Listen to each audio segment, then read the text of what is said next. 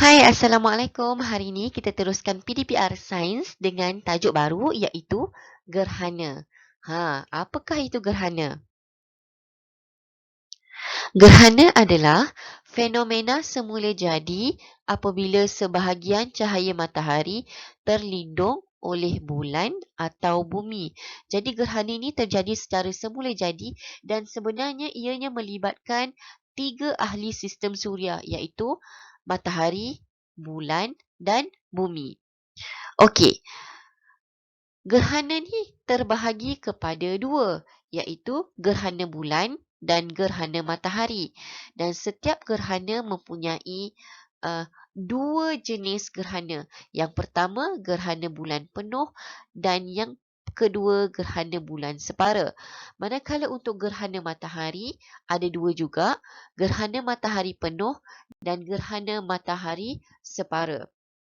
Okey, sebelum kita melangkah lebih jauh lagi untuk topik gerhana ni, saya nak recall ataupun ulang kaji semula tentang poin basic kepada topik gerhana ini. Yang pertama, awak perlu recall semula bahawa bumi beredar mengelilingi matahari. Okey, bumi mengelilingi matahari.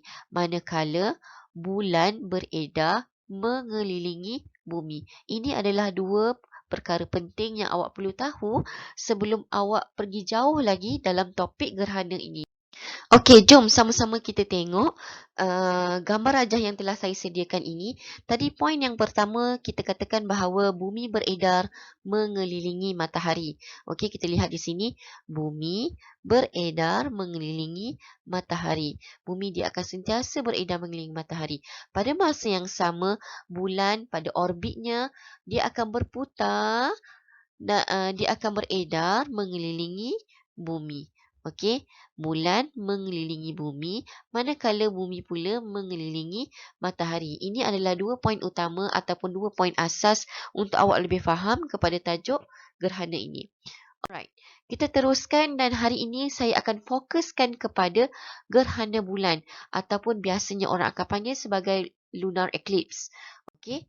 Yang pertama, apa yang awak perlu tahu tentang gerhana bulan ini adalah gerhana bulan berlaku apabila bumi berada di antara matahari dan bulan pada satu garis lurus. Okey, di sini awak nampak saya highlightkan kepada dua benda. Yang pertama, bumi berada di antara matahari dan bulan. Bermaksud bumi berada di tengah-tengah antara matahari dan bulan pada satu garis lurus. Ini adalah poin yang kedua. Kalau mereka tidak berada dalam garis lurus, maka gerhana bulan tidak terjadi. Jadi dekat sini ada dua poin yang penting. Yang pertama, bumi berada di tengah-tengah antara bulan dan matahari. Dan yang kedua, kedudukan mereka adalah dalam satu garisan lurus. Okey, jom kita tengok gambar rajah yang telah saya sediakan. Okey, di sini ada tiga rajah. Yang pertama kita lihat matahari, bumi, bulan. Yang kedua pun matahari, bumi, bulan. Yang ketiga pun matahari, bumi, bulan. Tetapi apa yang awak perasan, kedudukan bulan di hujung sana seolah-olah sama. Tetapi kedudukannya sebenarnya tidak tepat pada garisan lurus. Kita lihat gambar yang pertama. Okey, matahari, bumi, bulan. Ya, betul. Semua kedudukan bumi memang berada di tengah. Tetapi adakah gerhana berlaku pada rajah yang pertama? Tidak, kerana bulan tidak berada di atas garisan yang lurus. Walaupun kita nampak dia macam sama je, tak. Selagi mana dia tidak berada dalam garisan lurus, selagi itu tidak akan berlaku fenomena gerhana bulan. Dan yang kedua, kita nampak bulan berada di garisan lurus. Matahari, bumi dan bulan berada pada garisan yang lurus. Tiga-tiga perlu berada dalam garisan lurus, barulah jadinya fenomena gerhana bulan.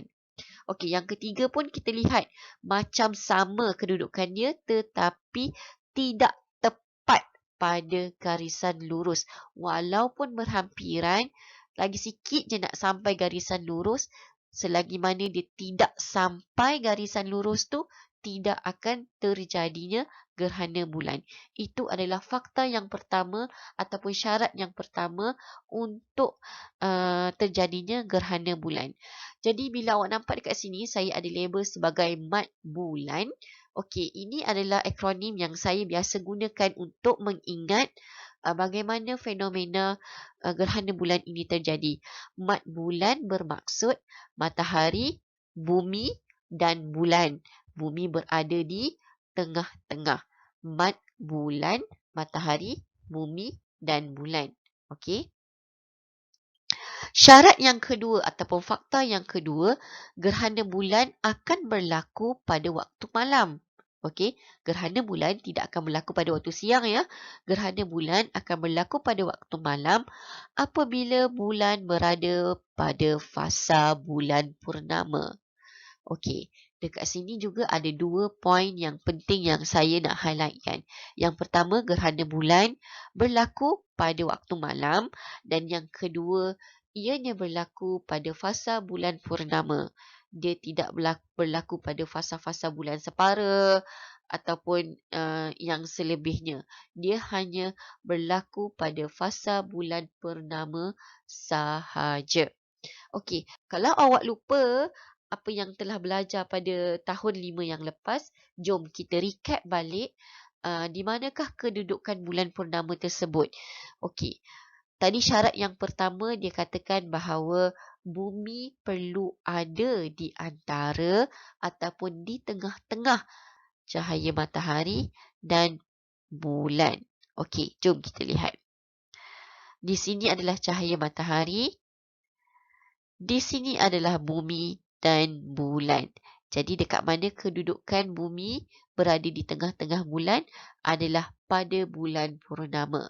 Disebabkan itu, gerhana matahari hanya boleh berlaku, hanya akan berlaku pada bulan purnama sahaja. Okey, ingat dua syarat tadi. Bumi perlu ada di tengah-tengah antara cahaya matahari dan bulan, manakala yang kedua ianya berlaku pada waktu malam dan pada bulan purnama sahaja. Okey, rajah ini menunjukkan kedudukan yang akan berlaku gerhana bulan. Matahari, okey, matahari, bumi dan bulan berada dalam satu garisan lurus. Saya nak awak betul-betul bagi perhatian dan fokus kepada bahagian ini. Ini adalah antara benda yang sangat-sangat penting untuk awak fahami fenomena gerhana bulan ini. Apabila matahari memancarkan cahaya dan terkena pada bumi, okey, matahari dia memancarkan cahaya kepada bumi, akan terbentuk bayang-bayang di belakang bumi. Okey, sebab bumi ni dia bukannya objek lut sinar ataupun lut cahaya. Bumi ni adalah objek legap. Cahaya tidak boleh menembusi objek legap. Maka disebabkan itu apabila matahari memancarkan cahayanya pada bumi, akan terhasilnya bayang-bayang. Okey, akan berlakunya bayang-bayang di belakang bumi. Okey, seperti biasa yang kita tahulah ya, bahagian yang menghadap cahaya matahari adalah negara-negara yang akan mengalami pada waktu siang, manakala yang menghadap ke belakang ataupun yang tidak terkena cahaya matahari akan mengalami waktu malam. Jadi di bahagian belakang bumi ini akan terhasilnya bayang-bayang. Jika kita lihat betul-betul bayang-bayang tersebut, kita akan dapati ada bahagian yang betul-betul dia gelap dan ada bahagian yang separa gelap. Okey, ini akan menyebabkan berlakunya keadaan kawasan gelap penuh ataupun kita panggil sebagai umbra dan kawasan gelap separa ataupun kita panggil sebagai penumbra. Okey, di sini adalah kawasan gelap. Di sini adalah kawasan separa gelap. Okey.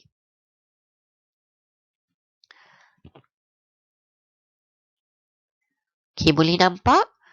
Kawasan yang saya bulatkan merah itu adalah kawasan gelap ataupun kita panggil sebagai umbra, dan kawasan yang saya bulatkan dengan garisan biru adalah kawasan separa gelap, ataupun kita panggil dia sebagai penumbra. Ini adalah istilah-istilah yang digunakan dalam gerhana bulan. Jom kita tengok gambar rajah yang saya paparkan ini dan awak boleh rujuk buku teks muka surat 166. Kita akan fokuskan terhadap gerhana bulan penuh dan gerhana bulan separa. Okey, seperti mana yang saya katakan tadi, matahari akan memancarkan cahayanya kepada bumi dan akan menghasilkan bayang-bayang. Okey, jadi bayang-bayang yang terhasil adalah kawasan gelap penuh di bahagian belakang bumi. Okey, dan juga kawasan gelap separa di bahagian kanan dan di bahagian kiri.